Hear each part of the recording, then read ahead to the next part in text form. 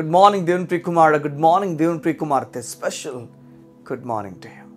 నీ జీవితంలో దేవుడు మేలు జరిగిస్తాడు. అందుకని బైబిల్ గ్రంథంలో పౌలు రాస్తున్న ప్రతిసారి లేఖనాలు ఒకనొక మాట రాస్తాడు, దేవుని కృప సమాధానము మీకు విస్తరించునుగాక. తప్పు చేసిన సంఘానికి, సరిగా నడుస్తున్న సంఘానికి, ప్రతి సంఘానికి హెచ్చరిస్తూ ఎన్నో విషయాలు చెప్తున్న సమయాలు ఉన్నాయి. దాంతో మొదటి మాత్రం తన లేఖనాలు ప్రారంభించినప్పుడు ఈ విధంగా చెప్పాడు, కృప సమాధానము మీకు విస్తరించునుగాక. ఈ ఉదయమున దేవుని సేవకంగా నేను కూడా మీకు చెప్తున్నాను, కృప, దేవుని కృప సమాధానము మీకు విస్తరించునుగాక. మీకు విస్తరించబోతుంది. దేవుని కృప విస్తరించబోతుంది. ఈరోజు అలసిపోయావా? ఏ చోట ఆగిపోయావా? ఏ చోట నిలిచిపోయావా? నీ ఎడ్యుకేషన్ బట్టి నిలిచిపోయావా? నీవు సరిగా రాణించకపోవడం వల్ల నిలిచిపోయావా? నువ్వు సరిగా రాణించుండుంటే ఈరోజు అంత గొప్ప స్థాయిలో ఉండేదాను. ఈరోజు అంత స్థాయిలో లేవు. తక్కువ ఉన్న కారణం నువ్వు సరిగా ఏది చేయలేకపోవడం వల్ల చెప్పి దిగులు పడిపోతున్నావా? నీవు ఈరోజు అలసిపోవడానికి కారణం నీ వలన జరగాల్సినవన్నీ జరగకపోవడం వలన ఈరోజు నీ కుటుంబం ఇలా కూలిపోయిందని బాధపడుతున్నావా? సగమా, కృప అన్న మాటకు అర్థం ఏంటి చెప్పనా? నీ స్థాయికి మించి నీకు దేవుడు చేయడం. కృప అన్న మాటకు అర్థం నీ క్వాలిఫికేషన్ బట్టి కాదు. మరలా చెప్తున్నాను, నీ క్వాలిఫికేషన్ అంటే నువ్వు ఏమైతే చదివావో నీ చదువు మీద ఆధారం చేసుకొని కాదు, నీ ఉద్యోగం మీద ఆధారం చేసుకొని కాదు, నీకున్న వ్యక్తుల్ని ఆధారం చేసుకొని కాదు. ఈరోజు ఒకవేళ నీ తల్లిదండ్రులు స్తోమత లేని వారేమో, సరిగా నీకు అందించలేకపోతున్నారేమో, వారు కట్టాల్సింది కూడా కట్టలేకపోతున్నారు, లేకపోతే గవర్నమెంట్ చేసిన ప్రామిసెస్ వారు నిలిచి వారు చేయాల్సిన పని చేయకుండా ఈరోజు నేను విడిచిపెట్టేశారేమో.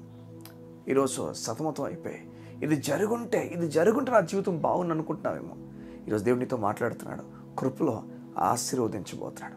సంగమా, నీకు మాట చెప్పనా? బైబిల్ గ్రంథం ఈ విధంగా చెప్తుంది, నువ్వు త్రవ్వని బావులను నువ్వు స్వాధీనం చేసుకుంటావని. నువ్వు త్రవ్వని బావులు దేవునికి ఇస్తానని చెప్తున్నాడు. నువ్వు నాటని ద్రాక్ష తోటలు, అంటే నాటడం ఒక ఎత్తు అయితే అది పెరగడం ఒక ఎత్తు, దాని తర్వాత అది పంట అవ్వడం ఒక ఎత్తు. ఇదంతా లేకుండా నువ్వు ఉచితంగా దేవునికి ఇస్తానని చెప్తున్నాడు. త్రవ్వకుండా అంటే నీరుతో నింపబడిన బావులు, అంటే తవ్వడం అంటే ఈ కష్టం అంతా ఏమవుతుందో అది లేకుండా కృపలో నీకు ఉచితంగా దేవుడు ఇస్తా అని చెప్తున్నాడు. నిజమిదే. ఒకవేళ ఇల్లు లేకుండా సతమతం అవుతున్నావు, అద్దిల్లు ఉంటున్నావేమో, నా జీవితం ఏంటని చెప్పి నిరాశపడిపోతున్నావేమో, నీకు దేవుడు తొందరలో గొప్ప విషయం చేయబోతున్నాడు. నేను ఎందుకు ఈ విషయం చెప్తున్నానంటే, చూడండి, యేసుప్రభు ఒక మాట మనకు చెప్పారు ఏంటంటే, చూడండి, ఆకాశ పక్షులను చూడండి, ఆ వెత్తువు కోయవు కోటలో కూర్చుకుని అయిన మీ పరలోకపు తండ్రి వాటిని పోషిస్తున్నాడు. మీరు వాటికను బహుశ్రేష్ఠులు కాదా? నేడుండి రేపు పోయిలో వేయబడే అడవిగడ్డిని దేవుడు అంత గొప్పగా అలంకరిస్తే దీన్ని ఇంకెంత గొప్పగా అలంకరిస్తాడా?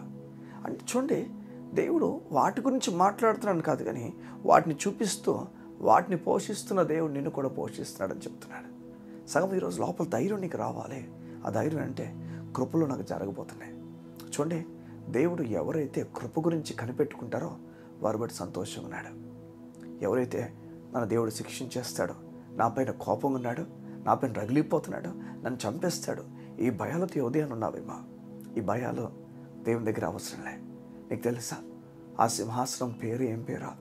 దేవునికి ఒక సింహాసనం ఉంది. ఆ సింహాసనం మీద కూర్చున్నాడు. ఆ సింహాసనం పైన ఒక పేరు రాయబడింది. ఆ పేరు కృప సింహాసనం. ఎవరు ఏమనుకుంటా అనుకొని, ఎవరు ఇది రైట్ ఆర్ రాంగ్ అనుకుంటా అనుకొని, కానీ నువ్వు మాత్రం నిలబడవు. ఎందుకంటే ఇది కృపా సింహాసనం చెప్తుంది, కృపా యుగంలో అని చెప్తుంది బైబిల్లో. నువ్వు దేవుని కృప నమ్మినప్పుడు చెప్తున్నాను సంగమా, నువ్వు ధైర్యంగా నిలబడతావు. నేను చెప్తున్నాను, యోధ్యాన, నువ్వు దేవుని పక్కన కూర్చుండబెట్టబడ్డావు. నీ కొరకు తన సొంత కుమారుని వదులుకోవడానికి ఇష్టపడ్డాడు. ఆయనకి ఏం తక్కువ చెప్పావు?